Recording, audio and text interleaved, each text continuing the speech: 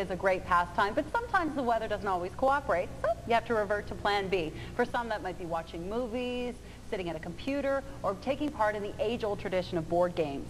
Teresa Madalino talks with two Durham men who've invented a game that promises to be educational and fun.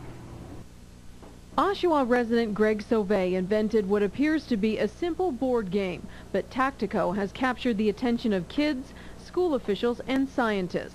Some say it's learning important math skills the fun way. Well, we have 16 game pieces on the board.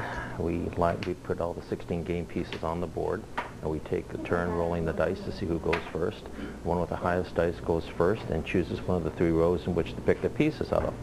It's simply leaving your opponent with the last remaining game piece on the board, and whoever's stuck with the last remaining game piece will flip that piece over, and there's a number value.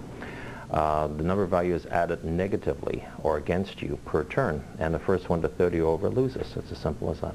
Simple? Maybe, but there are different levels depending on your skill. Anyone age 6 and up can play. If your child has difficulty with math, Tactico could be the answer. 39 schools across Durham region have purchased the game to help students. The game, formerly known as Mental Assault, has the support of Stewart House Publishing and is now available on ToysRUs.com and at the Oshawa Center Bay store. You said you played this game 300 times.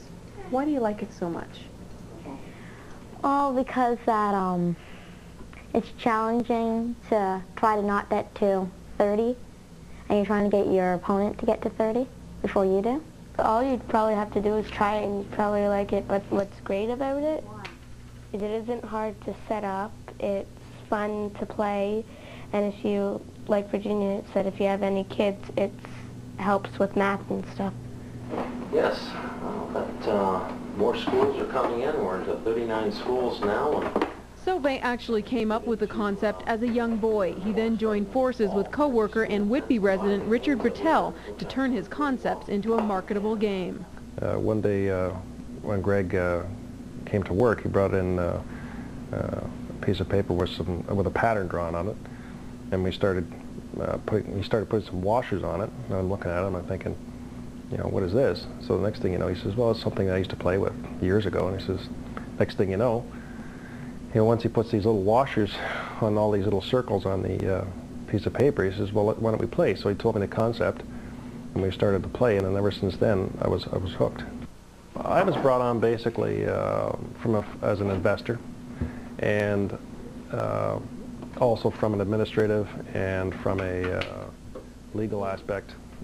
I took care of taking care of the trademarks, the copyrights, the patents.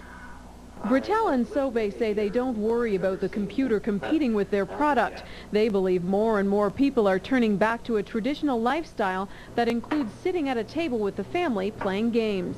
The business partners count on Tactico having a bright future. The game is like a child to me. I know the game has great potential. I know I can help a lot of people with the game. And the game is a game that most people get hooked on when they play. In Whitby, Teresa Madalino for Durham Living.